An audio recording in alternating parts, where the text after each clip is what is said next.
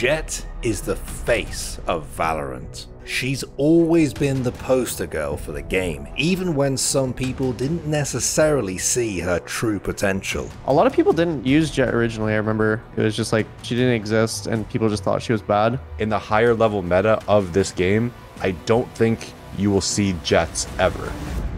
But once players mastered her, Jett became unstoppable. Durka is left alone. The Blade Storm pops. He's up against an operator and connecting every single shot. She's like one of the only agents that can make aggressive plays. And the readjustment, he might spot the cross. He decides to pull the trigger, but the adjustment, oh, tense! I feel like it's the most entertaining character to watch. Well, he has to hold though, because if they rush back into him and if he doesn't find those strikes, they're gonna be painful, but he finds every single one of them. But when Riot finally nerfed Jett, somebody else took her crown.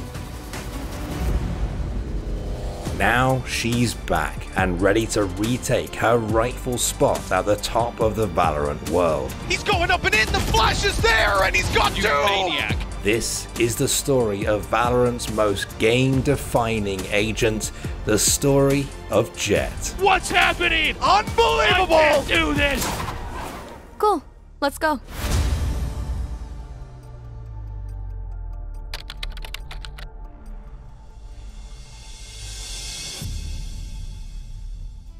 Back in 2014, Riot Games began development on their newest title, and after spending nearly 5 years working on it behind closed doors, in October 2019, they gave the world a sneak peek. We're making new games, and this one's different, so here it is. Project A is our character-based tactical shooter. It's competitive, it has precise gunplay, it's set on a beautiful near-future Earth, and it has a lethal cast of characters, each with their own unique abilities. Riot's promise to provide a working anti-cheat, 128 tick servers and little to no peekers advantage kept the gaming world on their toes. But while everyone waited to get their hands on Project A, all they could do was compare the highly anticipated tac shooter to CSGO and Overwatch. It was clear that Project A's gunplay shared many similarities with Counter-Strike's, but the unique agent abilities made it appealing to Overwatch and Battle Royale players as well, and that's exactly what Riot was hoping for. For Valorant, we wanted to find a nice mix of both compelling gunplay while also injecting really cool abilities that complement one another. One thing that has helped a lot is we have a framework for characters that we use to evaluate what type of role that they would be occupying within the game, whether it's creating lots of vision blocking for their team over extended periods of time, or somebody who favors taking gunfights and being more of an entry fragger. Some agents had smokes, while others had flashes, grenades, and molotovs, so picking a character often depended on the role that you wanted to play within your team. But before the game even launched, players who were part of the initial playtest began gravitating towards one particular duelist. When I did the alpha test, the content creator test, I was under NDA and stuff, the only character I played was Jett. Like at the very beginning, installing Jett. For me, it was movement stuff. Like playing CS, like everyone's on the same level, even playing field. And so Jett was like kind of so crazy to me that like I could get a free shot and dash away. I could updraft and take all these off angles. Sun Woo-han is a former chef from South Korea who was forced to flee from her job after she accidentally destroyed the restaurant where she worked with her wind-like superpowers. Eventually, she was recruited for the Valorant Protocol, a covert operation from Alpha Earth that was created to protect the world from dangerous situations involving radionite. Sun Woo-han became the group's 10th agent, and this is where she received her nickname, Jett. But Jett isn't like the other agents in the Valorant Protocol. You see, most members are mature and experienced and always ready to get down to business. Jett, on the other hand, is childish, arrogant, and at times kinda toxic. Yo, we got problems.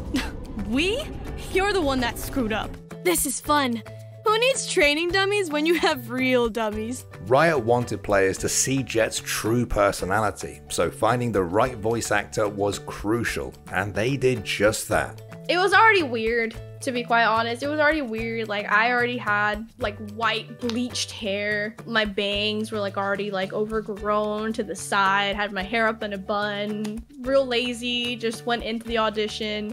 And I'm like looking at this artwork and it looks just like me. That was already like weird. And then I just really liked her story, like where her personality lies, why she feels the way that she does, why she acts the way that she does. You sound like Jett. Vic, yeah. Yeah, you sound like Jett. Yeah? Do I sound like the enemy spotted? Spike spotted. What? It was just great that I was able to kind of breathe life into this character with my own interpretations and having that creative control. They wanted a little more of like aggression, so they were like, you can swear if you want to, if you need to. So I was like, great. 30 seconds and I left. was like, there you are, you little shit. And they were like, great, let's keep that in. If we can, let's keep that in. So I really, really wanted to voice her as soon as I did like the first audition. When the beta for the game finally launched in April 2020, fans loved Jett's cheeky voice lines and everyone thought she was fun to play, but very few players thought she was top tier and competitive. A lot of people didn't use Jett originally, I remember. I think I brought out Jett, I remember, in a beta tournament, and nobody else ran Jett. It was just like, she didn't exist and people just thought she was bad.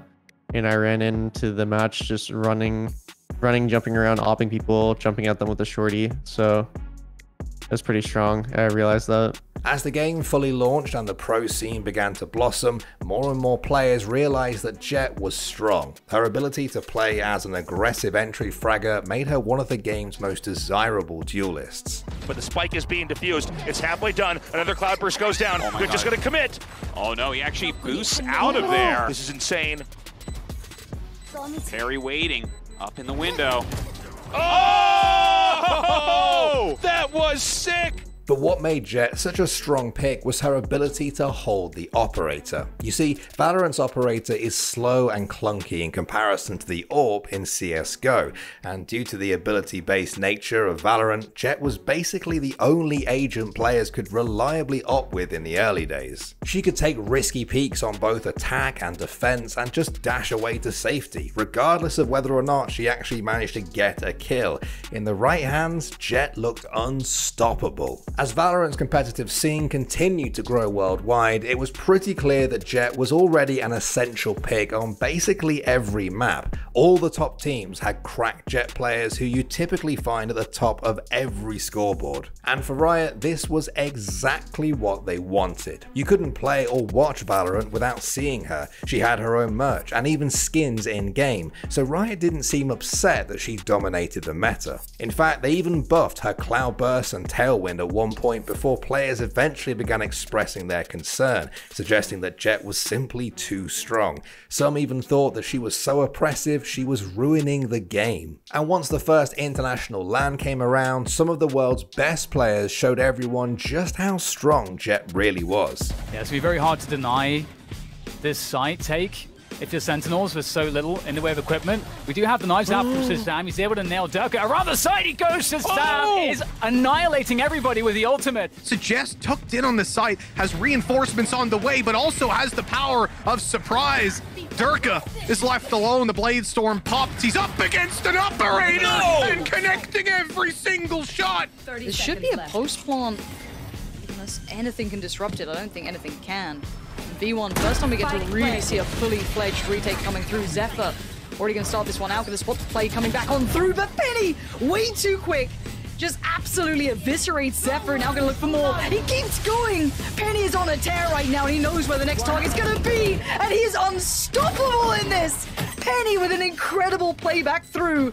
Jett's pick rate at Masters Reykjavik 2021 was 80%, higher than any other agent at the event, and at that point, as difficult as it was for Riot to admit, she was too good. So, once players returned from Iceland, Riot finally listened to their player base and nerfed Jett. Her dash could no longer break Cypher's tripwires, and all of her abilities, including her ult, went up in cost. It was definitely a step in the right direction, but once international competition returned, it was clear that it wasn't enough. Man, a beautiful push by Defo here, Doug. This is the Blade Storm out. This could literally separate everything 100 Thieves has worked on so far this round.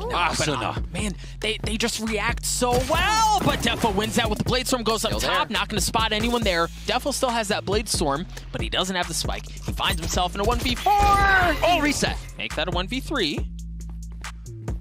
30 seconds left. 30 seconds. Reset. Okay, make that a 1v2.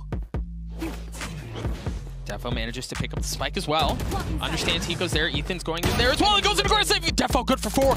Looking to work the ace with the Blade Storm. Hiko. He's got a util. Defo does it. My goodness. A late lurk by Pora coming in through middle as they claim the site and now look for the plant, but in comes CNED. Gonna make it at least a little bit costly. There's absolutely no way that this player steps up above. He's challenged CNED and he's received exactly what you'd expect. Another CNED just keeps on going. 3 kills with the off, a tag into another, and this is getting scary with just 1 down below, trapped in. Russ needs to make something happen while Pora is making the short play, lurking out, trying to find space, but CNED picks up 4. They've got nothing here, so Forsaken potentially going to be in a 1v5. You laugh now, he's seen it.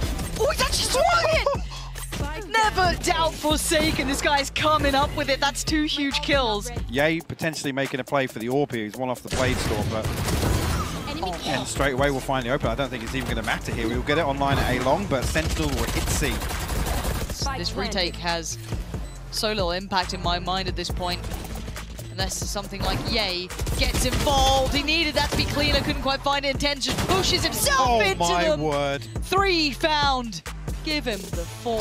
Crashies will fall for it. Give him the ace. Jett's pick rate somehow went up at Masters Berlin. At 85%, she was once again the highest picked agent at the event. Players returned home to more Jett nerfs, and again, they still were not enough. Likely because Riot refused to nerf the strongest part of her kit, her dash. Whenever you watch like clips or highlights, it's usually Jett knives or like the Jett op, or just like Jett like getting 2 kills and dashing out and getting another kill. Can't really do that with any other agent. You just dash away if you're gonna die. Actually, that's basically the only reason the character is good. So, in typical Riot fashion, instead of just nerfing Jett's dash and calling it a day, they decided to release a new agent in November 2021, one who would compete with her as an opper. Much like Jett, Chamber has his own get out of jail free card in the form of his Rendezvous. It allows him to take a peek, get a pick, then TP out before getting traded. But nobody knew whether or not Chamber was good enough to replace the face of the game. Since he wasn't unlocked at Champions 2021, Jett dominated the event with an 82% pick rate. Now 2v2 for the retake. Vision Strikers, they spot one. Chala takes him out. Blade Storm's out. A ball! The right click from Buzz. He pulls it off in an instant. The defuse is there. But here goes Tens. He's looking for information. I think he's heard a step. Oh, there's the dash. Oh my god, able to get out of there. Cosmic Divide comes through. A delayed exec onto this B site. Oh, what a shot there from Exad. And it is beautiful early on here from Furia. They have come to play. That is so sick, Dan! Yampi might have to dash on top of the gen to open things up, and if he does that, he'll be right in front of Vanity's face. Set up here, the util looks so good. Yampi has to do everything here, and he will. He takes down Vanity. Massive kill to find. That was a must-have from Yampi. Wrapping around! Finds another on tree, and there's very little left, but there's still Leaf. And the frag onto Link. He's created an opening on rafters for his team as he looks for more. Solkaz announces his position from A main. Leaf makes, oh my god, this guy is unstoppable. What else is he going to find here? Dropping down. Oh my god, Leaf! Someone check this guy's computer. Leaf is killing everybody, and it won't stop. It won't stop. But her era was about to come to an end. As the 2022 season got underway, Chamber saw play across the pro scene, but even though he was labelled as a Sentinel, he wasn't exactly playing that role. Instead, it was former Jett players testing him out as their team's dedicated opper, and once international competition got underway, it was pretty clear that Jett was no longer an essential pick. Not having a Jett in there is definitely a little bit peculiar, at least for what has been played in the region, and more so actually coming up against a KO, which, okay, sure, fragging-wise, Boaster hasn't done much, but it's more just that utility, just removing what they have available. Now, Laz, it's such a dirty angle, and he's already gone. Nothing they can do to trade it, although Mystic was in spot, but then Laz hits the second shot as well. Yeah, this is something that you'll see from Jets in that position, but this guy already found it. He needs to close it out. When it comes to first kills on the attacking and defending sides, Chamber is the king. He can take an aggressive peek and TP out to safety, just like Jett could with her dash, but some people argue that Rendezvous was even stronger, because rather than having to get kills in order to use it again, Chamber just needed to wait for it to come back off cooldown, and initially he could TP up to 7 times per round if it went the distance. So for the first time in Valorant's history, Jett, Riot's golden child, was falling out of the meta. It didn't help that they nerfed her dash even further while Chamber was beginning to take over. She wasn't dead by any means, but more and more players were realizing that Chamber was simply broken. If someone on your team wasn't playing him, then you were basically trolling. Chamber's just the best by far.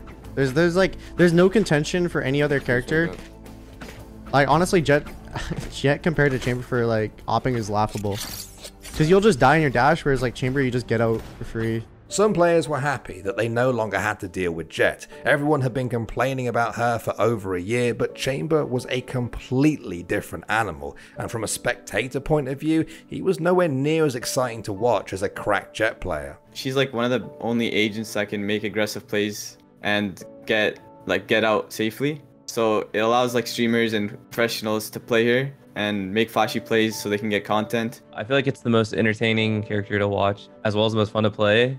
So I think Jett's like super important to the game because of that.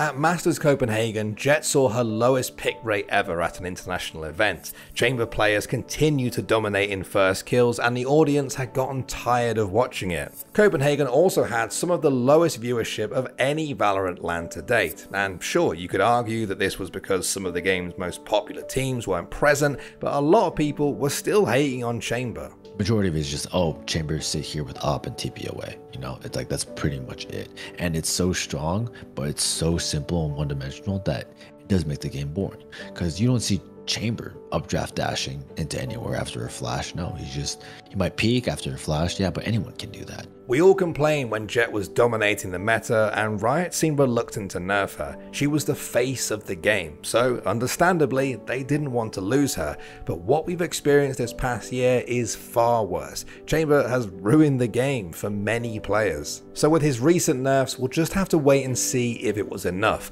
And until then, everyone is hoping that Jett can return to her former glory as the Queen of Valorant. Because watching a good Jett player fly around and pick off enemies with her daggers is what makes the game unique and exciting to watch. She's unlike any other agent, so a meta without Jett just doesn't feel right. In many ways, Jett is what makes Valorant, Valorant. This should be a good catch. Tags one, gets the collat! Sick! Get another! What's happening? Unbelievable! I can't do this! He gets the ace!